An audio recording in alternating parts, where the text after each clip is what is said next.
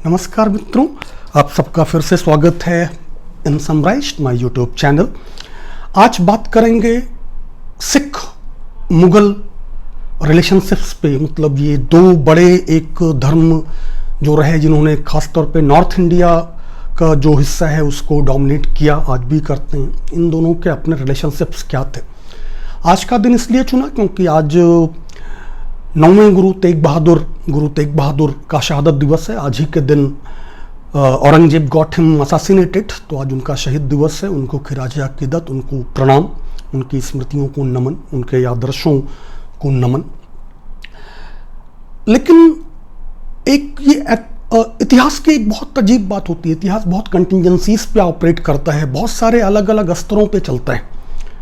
कौन सी घटना कब होती है, उसके क्या कारण होते हैं, उसके क्या कारण नहीं होते हैं, ये समझना बहुत मुश्किल होता है। और लोग इसी का फ़ायदा उठाते हैं और तमाम बार वो क्या करते हैं कि इतिहास की किसी एक घटना को उठा के उसको मिसयूज करने की कोशिश करते हैं, उसको मिस इंटरप्रेट करने की कोशिश करते हैं। और ये जो घटना है वो ऐसे ही मिस इंटरप्रेट होती है। इसको एक बड़ा तबका है जो धार्मिक विभाजन के लिए, भेदभाव के लिए, वो इसको यूज करना चाहता है। तो यहाँ से शुरू करते हैं कि मतलब दरअसल सिख और मुगल रिश्ते थे कैसे। और आप में से बहुत लोगों को तो बहुत आश्चर्य होगा शायद जान के कि सिख मुगल जो एंगेजमेंट है it started right from the time of Babur and Guru Nanak. आप में से बहुत कम लोगों को पता होगा कि बाबर और गुरु नानक की निजी मुलाकात है। They had a personal meeting and a long meeting. हुआ यूं था और गुरु नानक ने आशीर्वाद दिया था बाबर को कि अगर वो टॉलरेंस से, प्रिंसिपल से, सिद्धांतों से, हार्मनी से शासन करेगा तो 1000 साल तक बाबर की पीढ़ियां हिंदुस्तान पे राज करेंगी। This is Guru Nanak's blessing for Babur, the first Mughal emperor. अब आप सोच सकते हैं कि अगर रिश्ता ये था, इसके कॉन्टेक्स्ट पे आता हूं कि हुआ ये था कि गुरु नानक अपने धर्म प्रचार के सिलसिले में सैदपुर पहुंचे थे।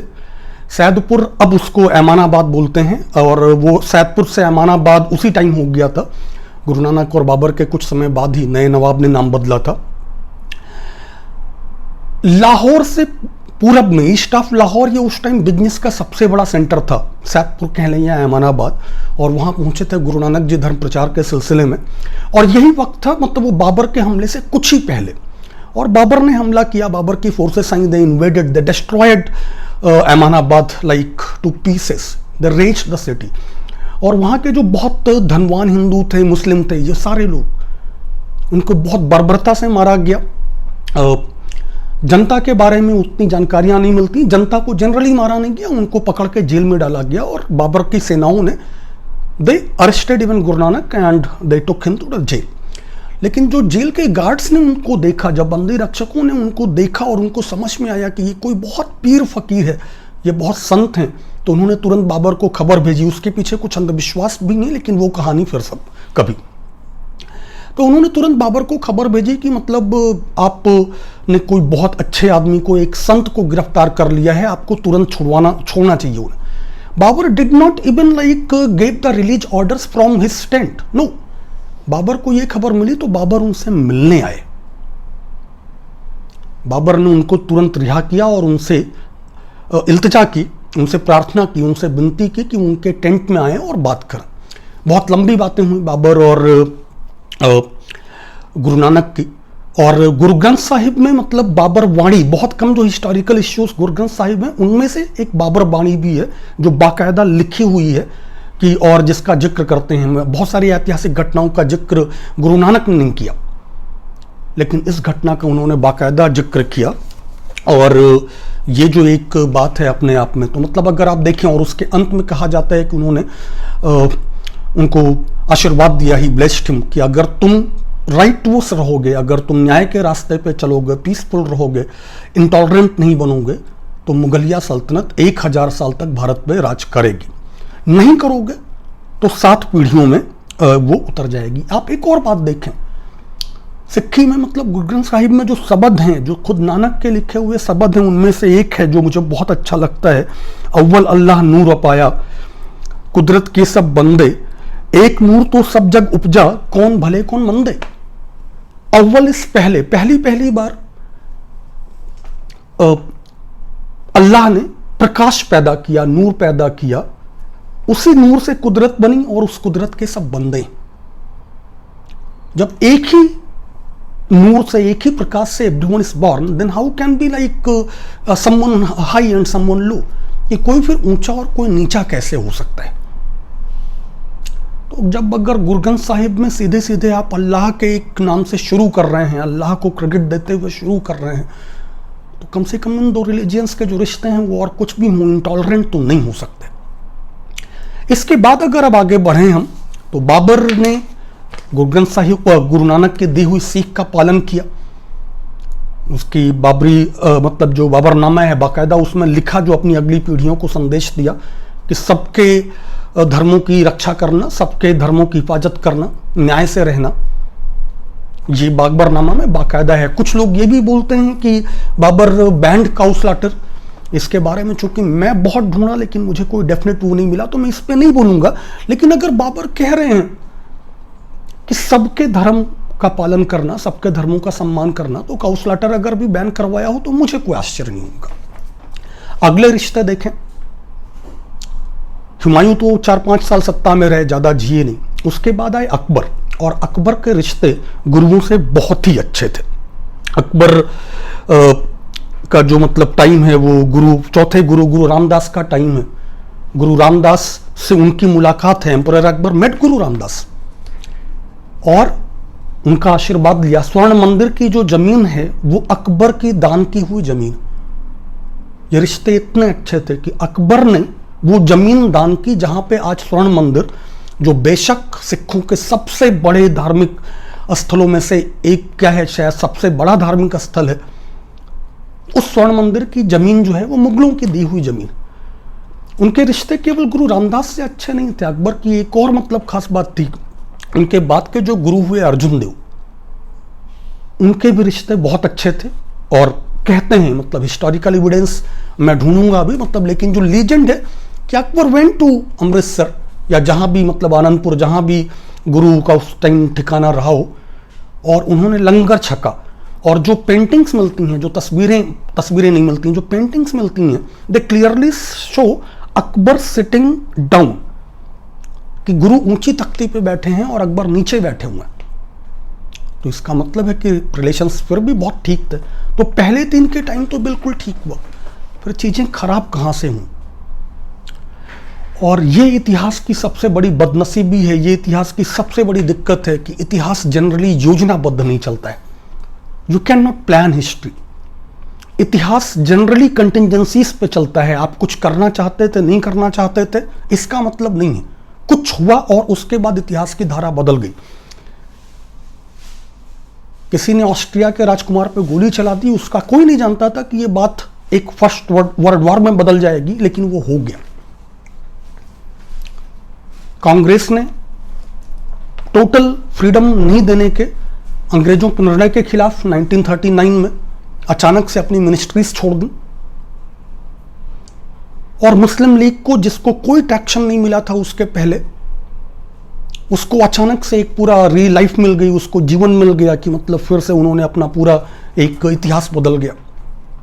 तो इतिहास मतलब contingencies decide the course of history far more often than plannings. और ऐसी ही एक कंटिजेंसी हुई कि जहांगीर, जो मेरे ख्याल से मुगलिया सल्तनत का सबसे इनएफिशिएंट बादशाह है। बहुत लोग डिसएग्री करते हैं, लेकिन मैं जब मतलब देखता हूँ, मुगल इतिहास के बारे में पढ़ता हूँ, किसने सल्तनत कितनी बढ़ाई, कितने सल्तनत कितनी फैलाई, किसने क्या क्या इमारतें बनवाई, किसने क्या क्या फोर्ट्स खड़े किए, किसने क्या क्या ट्रेडिशंस लाई, उसमें आपको जहांगीर का रोल बहुत कम मिलेगा, उसमें आपको जहांगीर की भूमिका बहुत कम मिलेगी। कला के क्षेत्र में मतलब ही डेफिनेटली मतलब ही patronized arts and patronized that very strongly, और वो उनका एक कंट्रीब्यूशन है। वो न्याय की घंटी जो बोलते हैं आम आदमी को। लेकिन इससे ज़्यादा अगर कोई हम देखें तो कुछ मुझे लगता नहीं है कि इससे ज़्यादा फिर जहांगीर की कोई भूमिका है। और जहांगीर की इससे ज़्यादा कोई भूमिका ना होने की वजह से भी ये एक बहुत कमाल बात हुई। तो दिस वॉज रियली इंटरेस्टिंग कि जब शहजादा खुसरो ने, मुगलिया सल्तनत के शहजादे खुसरो ने रिबेल किया, उन्होंने विद्रोह किया, और जब उन्होंने विद्रोह किया तो उन्हीं गुरु अर्जुन देव से शरण और मदद मांग ली जिनके सामने महाराजा अकबर, शहंशाह अकबर, जिनके पांव के नीचे बैठ के जिन्होंने लंगर छका था. Now this was like a tragedy of history. This was like as tragic as it could be like mistaken to be farce. ये इतना त्रासद था, ये इतना विडंबनापूर्ण था कि ये दरअसल फार्स भी हो सकता है. मैं ऐसा क्यों कह रहा हूं? मैं ऐसा इसलिए कह रहा हूं कि आप सोचिए कि अब अगर कोई शरण मांग ले तो आप उसको शरण कैसे नहीं देंगे अगर आप गुरु हो, महाराजा हो.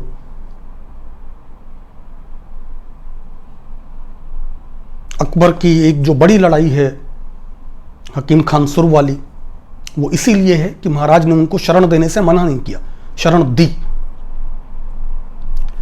तो गुरु अर्जुन देव के पास कोई चारा नहीं था. मतलब ये इतिहास की एक विडंबना थी कि अगर कोई शरण मांग रहा है और मुगलिया सल्तनत का शहजादा हो या कोई आम इंसान हो तो उनको शरण देनी पड़ी. और इस बात से जहांगीर, जो मैंने कहा कि बहुत इनएफिशिएंट शासक था, उसको बहुत नाराजगी हुई, उसको बहुत गुस्सा आया और उसने गुरु को कैप्चर करके उसने इसको सेडिशन माना. आज के ज़माने में बहुत चल रहा है ये शब्द. और गुरु को पकड़ के उनको मृत्युदंड देने की घोषणा की. और यहीं से सब कुछ बदल गया. उनकी प्रॉपर्टी भी अटैच की. यहीं से मतलब सब कुछ बदल गया. के बाद जो गुरु हुए हरगोबिंद, उनको समझ में आया कि मतलब ये अभी जो है वो ठीक मतलब नहीं है. हमको अगर कोई स्टेट पावर है किसी के पास तो हमको एक राइवल स्टेट पावर जो इक्वल भले ना हो लेकिन राइवल हो, जिसके पास फोर्स हो. और तब उन्होंने सिखों का मिलिटराइजेशन शुरू किया. इस मिलिटराइजेशन का आप एक खास बात देखिए. अब चूंकि मुगलिया जो सल्तनत थी वो मनसबदारी पे चलती थी. मुगल हर जगह नहीं बैठे रहते थे. उन्होंने बहुत मनसबदारियां दे रखी थी. उन्होंने बहुत छोटे छोटे बांट रखे थे कि अच्छा तुम यहाँ के हो. तो अगर कोई भी नई स्टेट पैदा होने की कोशिश करेगी तो they will have to confront this old entrenched states. तो अगर सिख स्टेट नहीं बननी है, मिलिटराइज्ड सिख स्टेट बननी है, तो उसको जो लोकल उस तरह के जो अदर स्टेट्स हैं उनसे लड़ना पड़ेगा. और ये जो अदर स्टेट्स हैं वो इंडिपेंडेंट तो है नहीं, बेसिकली वो मुगल सल्तनत के वैसल हैं.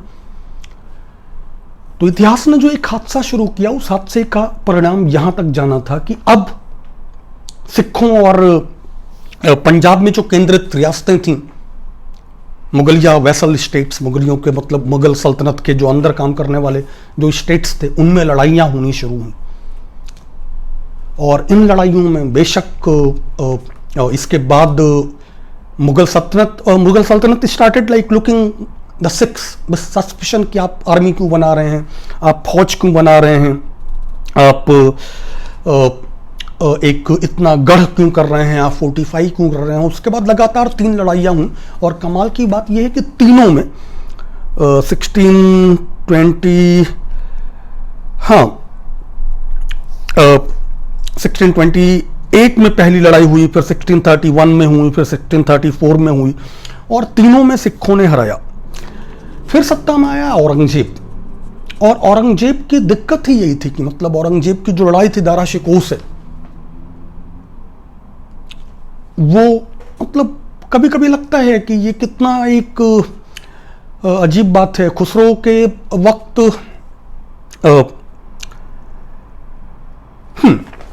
ये विषयांतर हो जाएगा.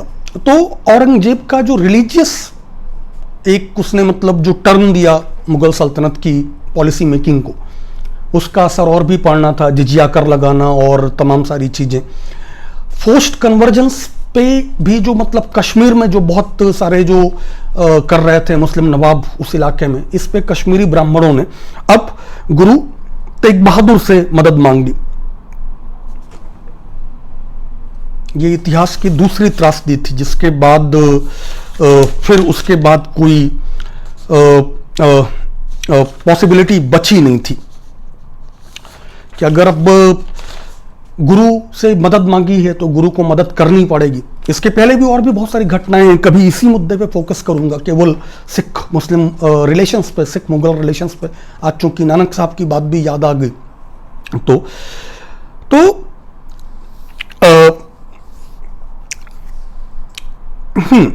गुरु हरकिशन इसके पहले मतलब एक छोटा सा इंसिडेंट है कि उसके पहले जो गुरु थे मतलब उन्होंने रिश्ते ठीक करने के लिए अपने बेटे राम राय को इंपीरियल कोर्ट में भेजा था, ऐसा गारंटी ऑफ गुड बिहेवियर कि हम मुगलों से झगड़ा नहीं करेंगे, हमारा मुगलों से कोई दुश्मनी नहीं है। लेकिन राम राय ने मतलब शाहजहां को इतना मतलब प्रसन्न कर दिया, मतलब इतना इंप्रेस कर दिया, ही इंप्रेस्ड हिम सो मच। और जब उनको कहा गया कि जो इस्लाम के जो सर्टेन कॉन्सेप्ट्स हैं वो आदि ग्रंथ उनके खिलाफ जा रहा है, जब उन्होंने कहा तो उन्होंने दिखाया कि नहीं। इस बात पे वो इतने नाराज हुए कि गुरु हरि राय कि उन्होंने इनहेरिट कर दिया और अपने बेटे हरकिशन को, जो नाबालिग थे 7 साल के थे, उनको अगला गुरु बना दिया।